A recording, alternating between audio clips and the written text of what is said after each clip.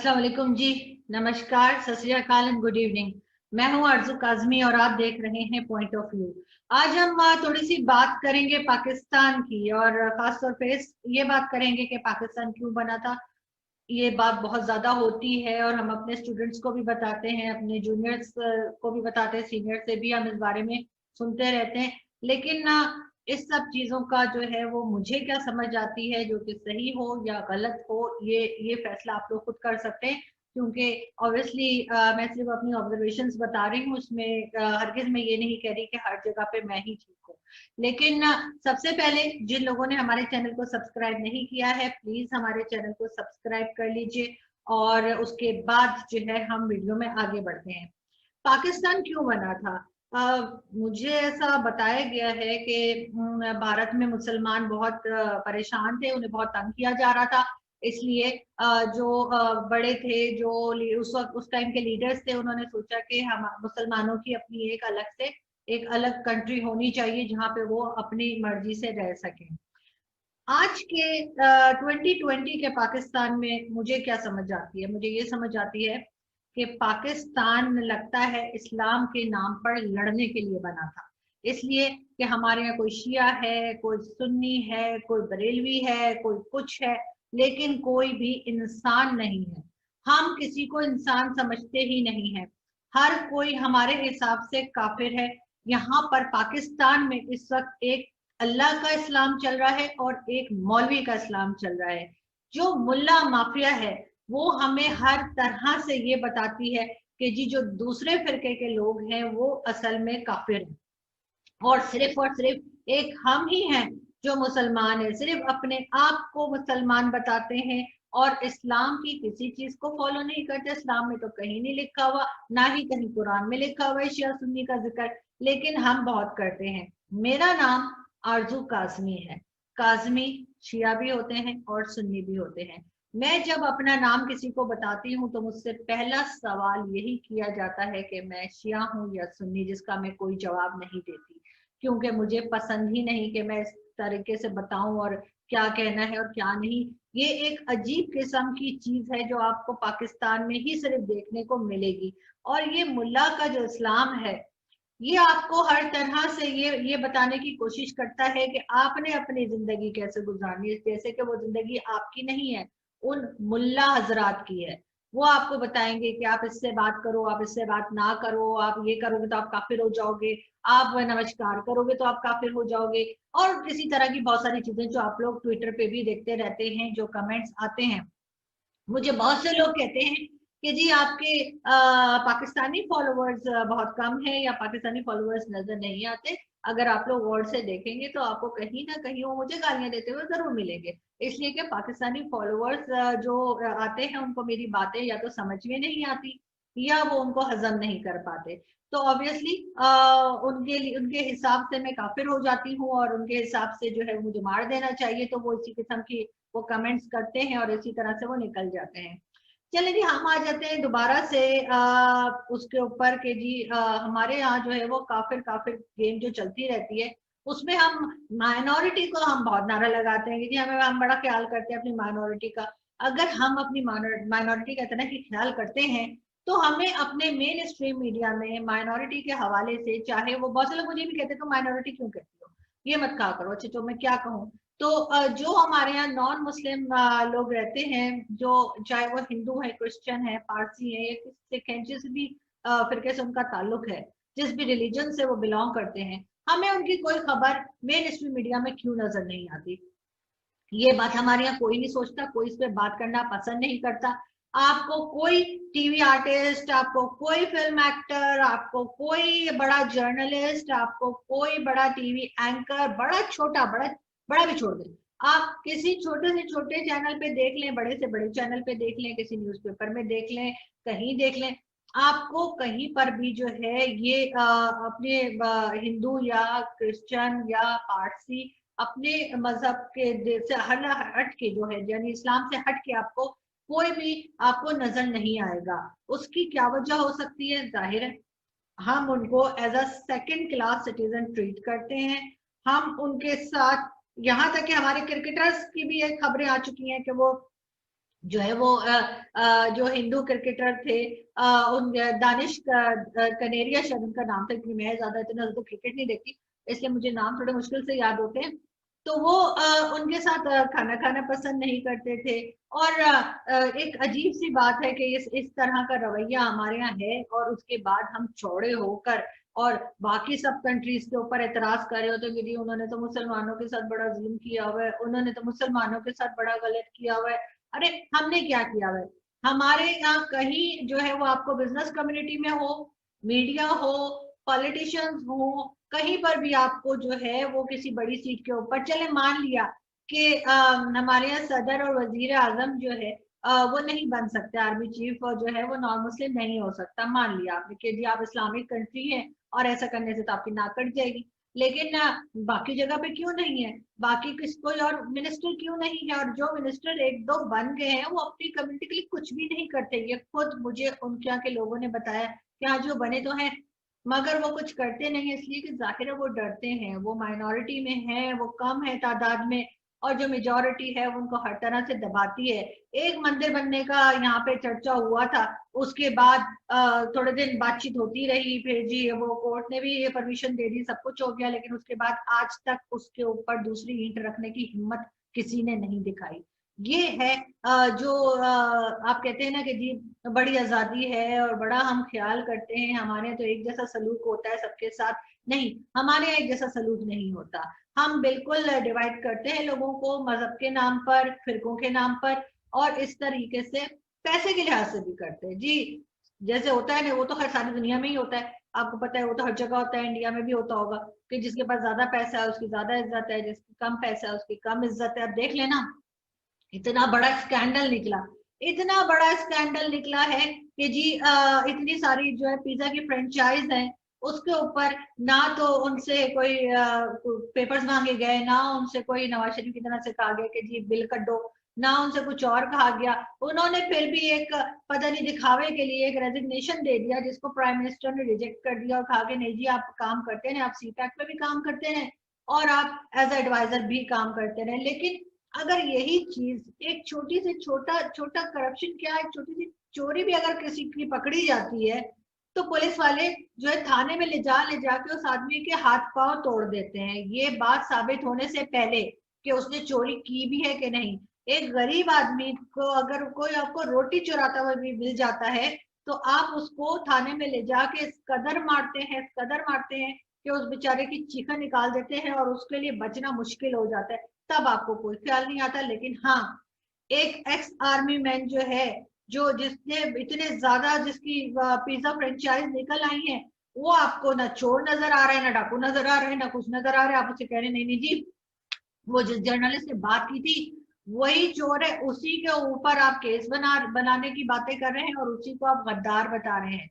एक तो हमारे यहाँ गद्दार की डेफिनेशन की किसी को नहीं आती कि गद्दार होता क्या है।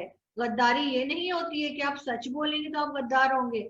आप क्या चाह रहे हैं? आपके आपको तो बस वो जर्नलिस्ट अच्छे लगते हैं जो आपकी वाह वाह करें, कहें कि जी वाह जी वाह, आपने तो बहुत ही जबरदस्त किस्म का काम किया है। खैर, हम वापस आते हैं मुल्ला ब्रिगेड की तरफ। जो मुल्ला है, उन्होंने जो है पूरे पाकिस्तान में अपना एक कर रखा है, अपना एक जैसे कहना चाहिए कि डरा धमका के रखा हुआ है, और वो एक और अपनी जो है मुहिम और एक और अपना प्रोटेस्ट और एक और अपना धरना लेके चले हैं, जिसमें वो कहते हैं कि जी शिया जो है वो काफिर है। अब इसके ऊपर किसी की आवाज नहीं निकल रही, कोई उनको कुछ नहीं कह सकता। इतने ज्यादा तो वो लोग मजबूत है, हालांकि उनकी तादाद ज्यादा नहीं है, लेकिन वो इतने मजबूत है और हमारे लोग इतना डरते हैं। लेकिन मुझे ये पूछना है कि ये मुल्ला जो है, इनको बड़ा इस्लाम याद आ रहा है यहाँ पे, इनको बड़ा बड़ा बुरा लगता है कि जी कोई नॉन मुस्लिम जो है उसने किस तरीके से जो है वो अपना मंदिर बनाने का सोच भी लिया, हिम्मत भी कैसे हुई उनकी ये सोचने की, ये तो वो सोच लेते। लेकिन उनको ये ख्याल नहीं आता कि ये वही मुल्ला है जो बैठ के मस्जिदों में और जो बैठकर जो मदरसे होते हैं उसमें छोटे छोटे बच्चों के साथ जो है वो रेप कर रहे होते हैं, उनकी वीडियोस मौजूद है। उस वक्त इनका इस्लाम कहा जाता है, उस वक्त इनको कोई शर्म नहीं आती। यहाँ तक कि एक जो फजल रहमान साहब की पार्टी के जो मुल्ला है, मुफ्ती, मेरा ख्याल है मुफ्ती किफायत, उन्होंने भी जो है वो एक रेपिस्ट जो उनका रिश्तेदार है उसको कितने दिन छुपा के रखा, और अब वो दोबारा से पूरे धड़ल्ले से पूरी बेगैरती के साथ आके टीवी पे बैठ के इंटरव्यू दे रहे होते हैं और ये कह रहे होते हैं कि हम ये कर देंगे, हम वो कर देंगे, हम गवर्नमेंट गिरा देंगे, हम अपनी हुकूमत ले आएंगे। मतलब शर्म नाम की कोई मतलब कोई चीज मिलती नहीं है कि इन लोगों को क्या हो गया। मुझे तो समझ नहीं आती कि इनकी शर्म गैरत इनकी कहाँ चली जाती है। हर तरफ जो है इसी किस्म की बातें ये करते हैं। एक तरफ भारत है, भारत जो है उसकी भी मुझे समझ नहीं आती है। उनके एंकर उठ उठ के कह रहे होते हैं नहीं हम पाकिस्तान को आइसोलेट कर देंगे, हम पाकिस्तान को ये कर देंगे, हम पाकिस्तान को मोदी जी कह रहे हैं आइसोलेट कर देंगे। अरे कैसे आइसोलेट कर देंगे आप? पाकिस्तान आपको लग रहा है पाकिस्तान से कोई बात नहीं करेगा? आपको लग रहा है कि पाकिस्तान की कोई सुनेगा नहीं? वो कैसे भाई, सारी दुनिया से तो हमने, आधी से ज्यादा दुनिया से तो हमने कर्जे लेके रखे हुए। अगर आप किसी आम इंसान से भी दो चार पैसे ले लें तो वो पीछा नहीं छोड़ता, बार बार फोन करता है, बार बार फोन करता है मेरे पैसे दे दो।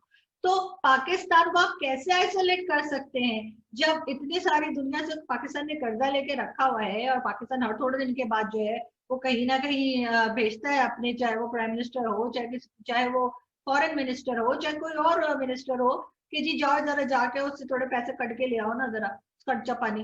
तो उसके ऊपर आप समझते हैं कि हमें लोग आइसोलेट कर देंगे? कमाल करते हैं भाई, कमाल है पांडे जी, ये तो वही बात होगी। तो लेकिन आप लोगों का भी जो है ना वो दिमाग जो है वो मेरा ख्याल है काम वाम करना छोड़ चुका है। क्योंकि आप लोग इसी में पड़े रहते हैं कि सी पैक बन रहा है, सी पैक बन रहा है।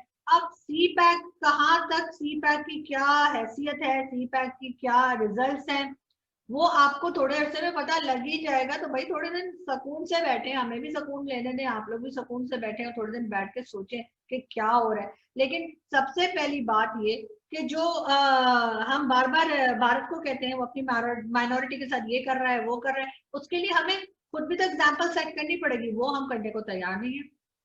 हमने नया मंदिर तो छोड़े, आप जो पुराने मंदिर थे जिन लोगों के पास, वहां पे हमने कहीं टॉयलेट बना दिया है, कहीं हमने भैंसे खड़ी कर दी हैं, कहीं हमने मदरसे बना दिए, और फिर हम कहते हैं कि जी हम तो बड़ा मतलब ताज सर पे चढ़ाते हैं हम, कि जी हम तो बहुत मुसलमानों के नाम रोशन कर रहे हैं, और हम तो जी सारी दुनिया में हमारे यहाँ तो माइनॉरिटी। एक करतारपुर कॉरिडोर क्या बना दिया हमने? हमने तो समझे जैसे जो वो कहते हैं ना, वो मुझे नहीं पता, वो सोमनाथ का मंदिर, नहीं गलत हो गया, कुछ और होता है। एक सेकंड एक सेकंड एक सेकंड।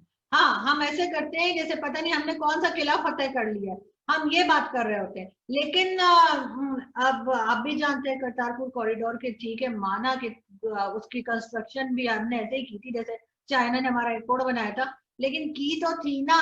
तो उसको जो है वो आप लोग मानते क्यों नहीं है? अजीब बात है। मतलब इंडिया को तो इम्प्रेस हो जाना चाहिए था, इंडिया को तो हमारे आगे हाथ जोड़ के खड़ा हो जाना चाहिए था उसके बाद के जी आपने करतारपुर कॉरिडोर बना दिया, आपने तो कमाल ही कर देता है। लेकिन बाकी चीजें जो हमारे यहाँ गड़बड़ चल रही हैं वो हम उसी तरीके से चलते रहते हैं। और उसके बाद क्या हुआ कि जी बाजवा साहब, वासिम बाजवा साहब के जो रेजिग्नेशन था वो प्राइम मिनिस्टर ने वापस कर दिया। इसके लिए अजीब अजीब किस्म के लोग बातें कर रहे हैं। कुछ लोग ये कह रहे हैं कि अगर इमरान खान साहब वो रेजिग्नेशन रिजेक्ट ना करते तो शायद इमरान खान साहब का भी रेजिग्नेशन मांग लिया जाता।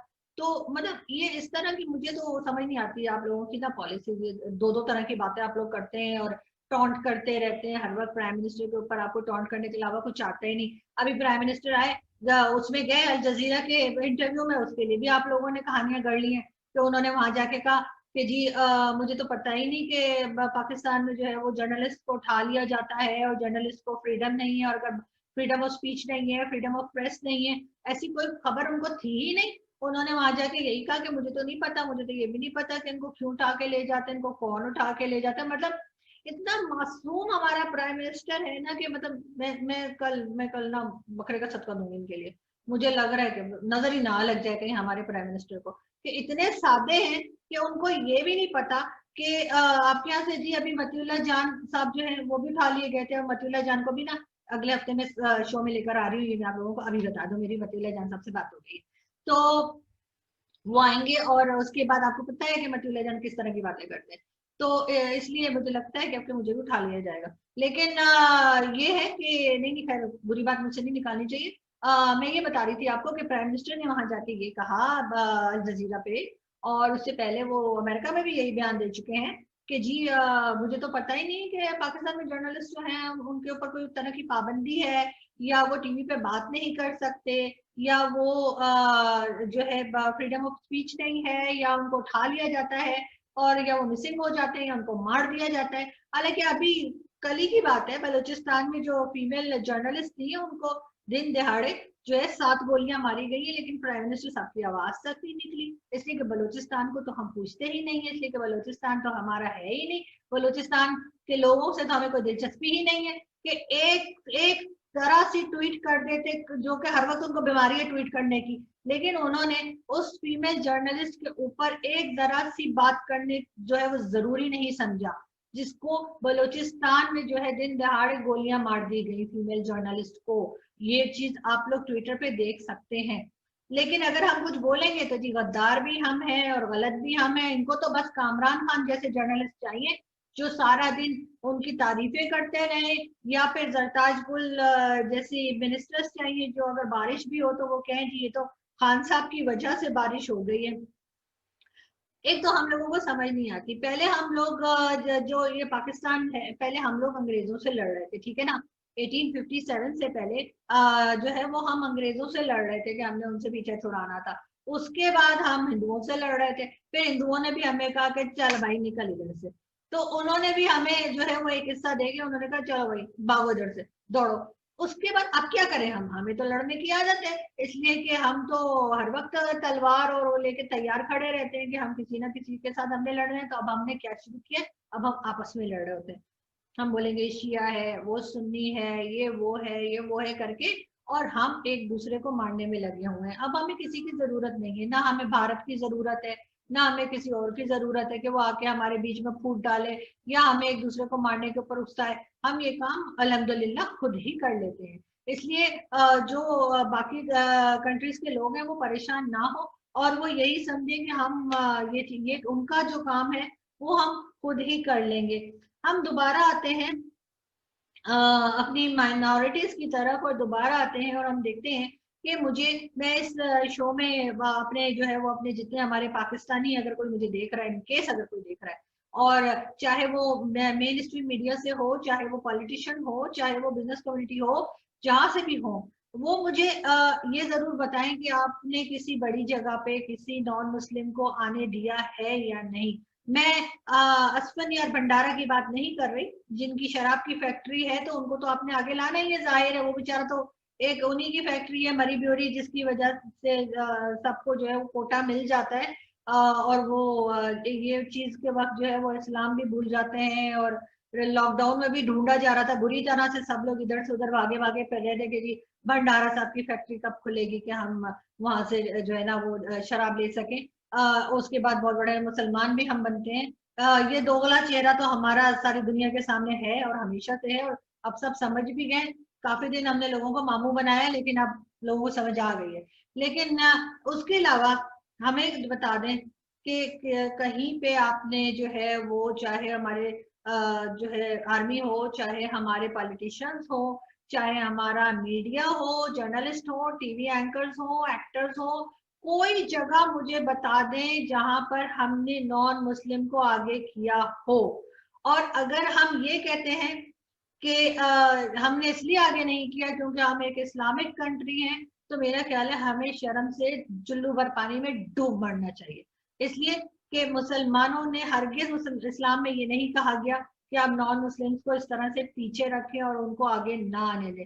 लेकिन हमारा क्या जी, हम तो मुसलमानों को आगे नहीं आने देते ये कहकर कि कोई शिया और कोई सुन्नी है और कोई कुछ और है, हम तो उनको नहीं आने देते। तो वो बेचारे जो पहले ही तादाद में इतने कम है, और जो थोड़े बहुत रह गए हैं, बाकी तो बहुत से ऐसे भी हैं जिन्होंने अपने नाम बदल लिए, बहुत से ऐसे भी हैं जो आपने जबरदस्ती में जिनको कलमा पढ़ा के मुसलमान बना दिया, और कई लोग ऐसे हैं जो अभी अपने आप को कहते तो नॉन मुस्लिम ही हैं, हिंदू हैं या क्रिश्चियन है, और जब मेरे शो में आते हैं तो वो कोई 50 बार जो है वो माशाल्लाह इंशाल्लाह अल्हम्दुलिल्लाह ऐसे बोलते हैं कि मुझे शक होने लगता है कि शायद मैंने किसी मुस्लिम को बुला लिया है। इतना खौफ, इतना डर आपने उनके दिल में बिठा दिया है, और आपको शर्म नहीं आती। और जो हमारा मेन स्ट्रीम मीडिया है, जितने चैनल्स हैं, चाहे बड़े हो या छोटे, कौन सा ऐसा शो होता है, कौन सा ऐसी न्यूज होती है जो आप उनके, जो नॉन मुस्लिम है उनके बारे में करते हो, उनके साथ कोई हादसा हो जाए, उनको कोई गोली मार दे, उनकी कोई बच्चियां उठा के ले जाए,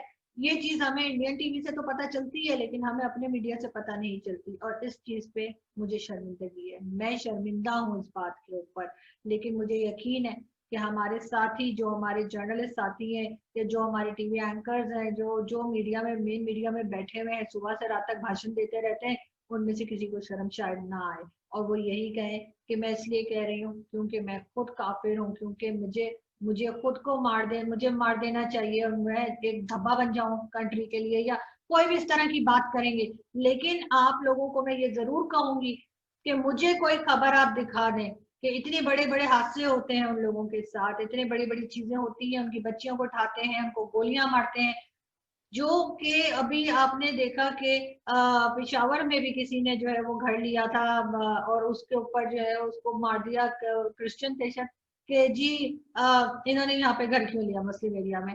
तो इस तरह की न्यूज को हम क्यों हाईलाइट नहीं करते? जब तक हम ये नहीं करेंगे, हम अपनी गलतियां नहीं मानेंगे, हम कभी भी अपने मुल्क को आगे नहीं ले जा सकेंगे।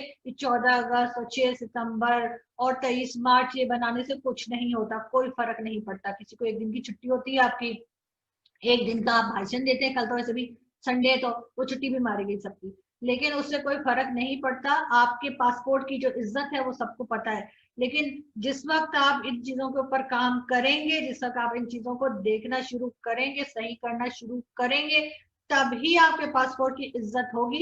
वरना तो वही होगा जो अभी तक होता रहा है कि प्राइम मिनिस्टर, ये पहले प्राइम मिनिस्टर है जो जिस कंट्री में भी जाते हैं वहां से इनको रिसीव ही करने नहीं आता, कहते ठीक है आ जाओ जी। वो उसी तरह से होता है जैसे हमारे कोई अनवांटेड रिश्तेदार आ जाते हैं ना, तो हम उन्हें लेने एयरपोर्ट नहीं जाते, वो खुद ही टैक्सी वैक्सी पकड़ के पहुंच वो फिर भी जाते हैं। तो ये इनका हाल भी वही हुआ है कि इनके फॉरेन मिनिस्टर कहीं जाते हैं, कोई लेने नहीं आता। प्राइम मिनिस्टर बेखल 6-7 जगह ऐसे गए कि उनको कोई लेने ही नहीं आया।